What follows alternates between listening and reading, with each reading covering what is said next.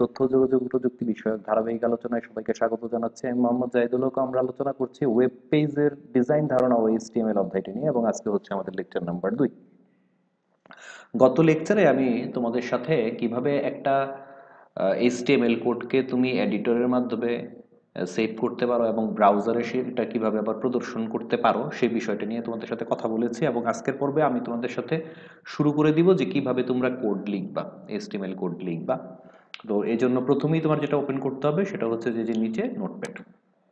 তো নোটপ্যাডের মধ্যে একটা জিনিস মনে রাখবা, তুমি যখন নাকি এইচটিএমএল কোড করবা তখন এইচটিএমএল এর যাবতীয় যে নির্দেশগুলো, এটা কিন্তু কোনো প্রোগ্রামিং ল্যাঙ্গুয়েজ না, যদিও এটা একটা language, hyper text markup language ভাষা, কিন্তু এটা কোনো প্রোগ্রামিং ভাষা না। এটা হচ্ছে একটা স্ক্রিপ্টিং ভাষা, যেটা দিয়ে আমরা লেখালেখির কাজটা করব, মূলত ওয়েব পেজগুলো বানাবো, লেখালেখির কাজটা করব। তো এইখানে যে নির্দেশগুলো দিতে হয় এগুলাকে বলে হচ্ছে ট্যাগ। ট্যাগ আমরা কিভাবে লিখি?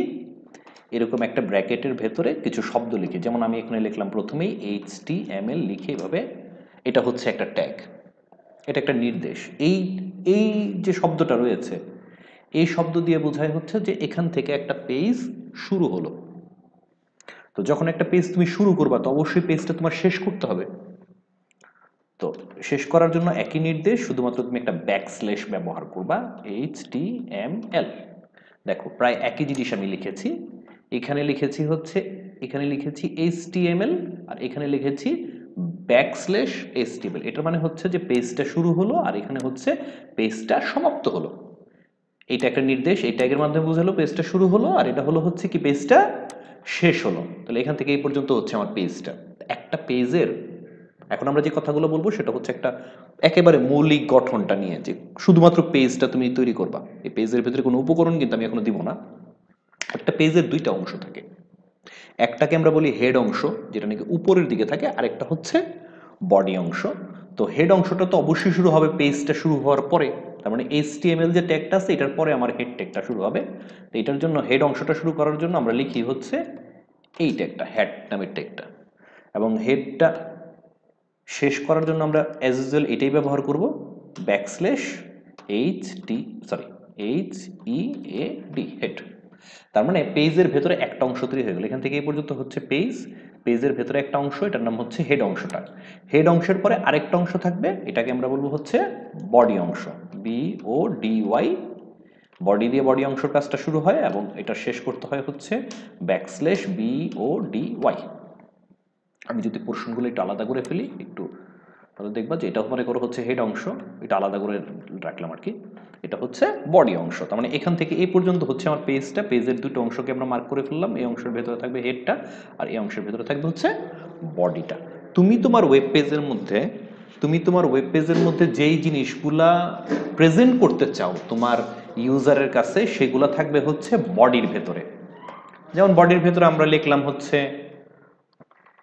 ওয়েলকাম টু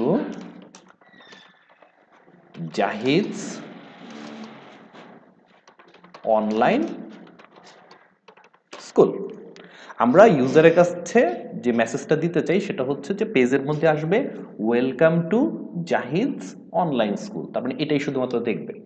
হেডের ভেতরে কি থাকতে পারে আর বডির মধ্যে কি থাকতে পারে সেগুলো নিয়ে আমরা আস্তে আস্তে আলোচনায় আসবো। তো এখন আমরা কিভাবে জানি সেভ করতে হয় সেটা তো আমরা সবাই জানি। আমি আবার একটু রিভিউ করে ফেলি, যে আমরা ফাইল অংশে যাব, আমরা সেভ এজ দিব। সেভ এজ আমরা যখন দিব তখন একটা পপ আপ আসবে সেভ এজের জন্য, সেখানে আমরা সেভ এজ টাইপ যে কথাটা আছে সেই ঘরের মধ্যে কি করব, অল ফাইল সিলেক্ট করব।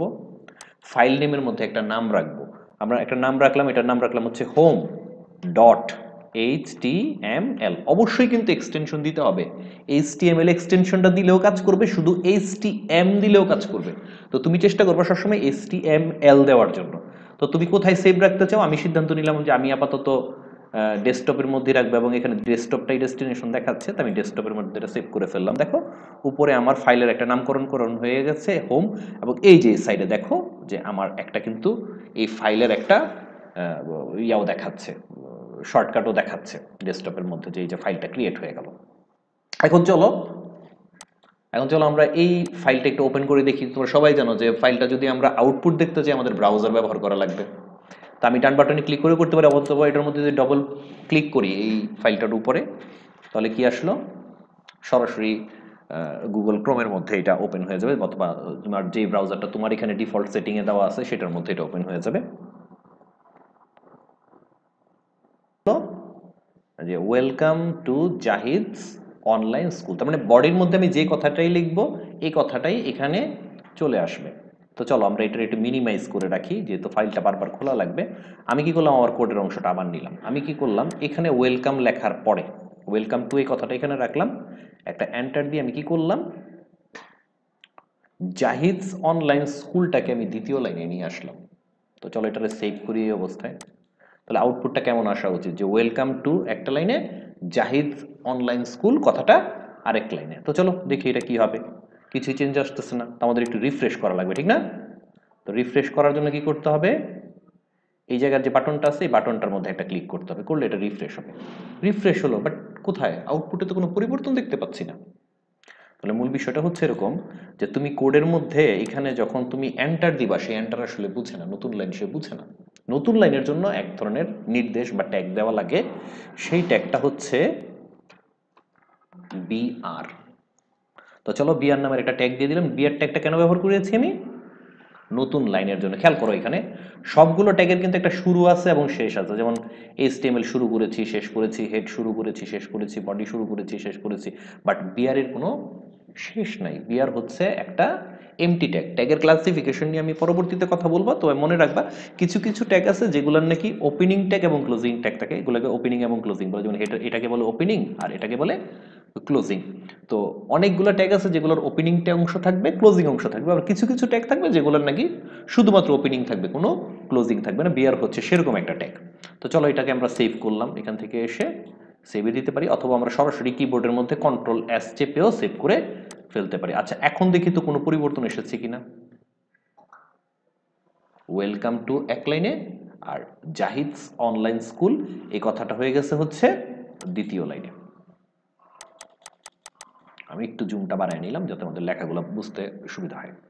আচ্ছা, এখন যে মূলত একটা ওয়েব পেজের মধ্যে আমরা কি দেখতে চাই, আমরা লেখা দেখতে চাই, আমরা ছবি দেখতে চাই, আমরা বিভিন্ন ধরনের ইনফরমেশন আছে, যেমন আমরা টেবিল দেখতে চাই, আমরা ভিডিও দেখতে চাই, আমরা অনেক কিছু দেখতে চাই। তো প্রথম অবস্থায় লেখাগুলা কিভাবে সুন্দর করে তুমি ফার্নিশ করে এখানে যুক্ত করতে পারো সেই বিষয়গুলো দেখব, এবং এটাকে আমরা বলি হচ্ছে টেক্সট ফরম্যাটিং ট্যাগস।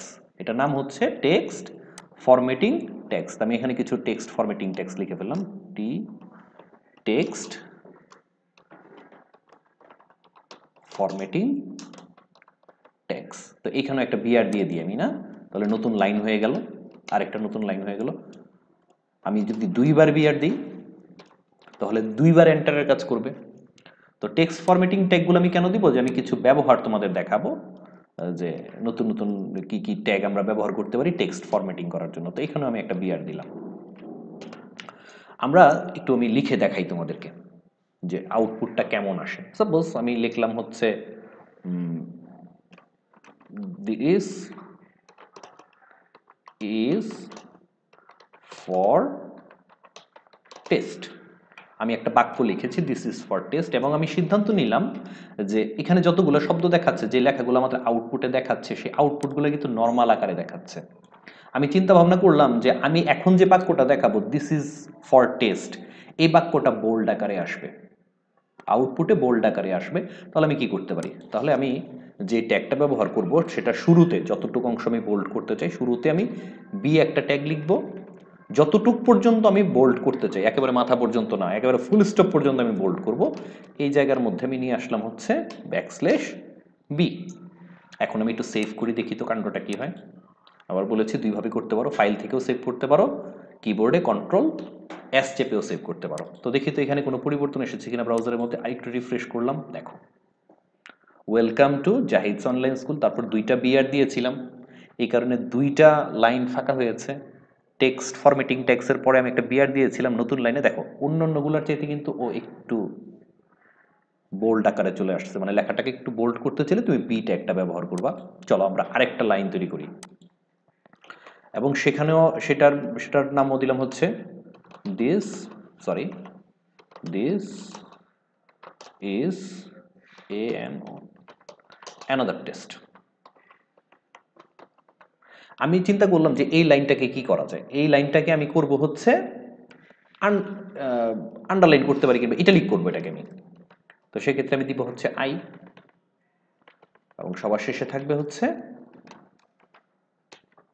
আই। যেহেতু এটা নতুন লাইনে নিতে চাই, তার মানে এখানে দিব হচ্ছে আমি একটা বিআর। তো এই অবস্থায় যদি আমি সেভ করি এবং এখানে আবার যদি দেখতে চাই তাহলে কিরকম হয়েছে দেখো, লেখাটা একটু বাঁকা হয়, এটাকে বলে হচ্ছে আন্ডারলাইন মোড।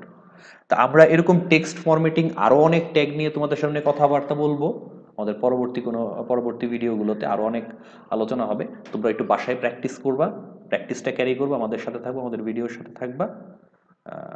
তো আগামী ভিডিও দেখার আমন্ত্রণ রইল, সবাইকে ধন্যবাদ।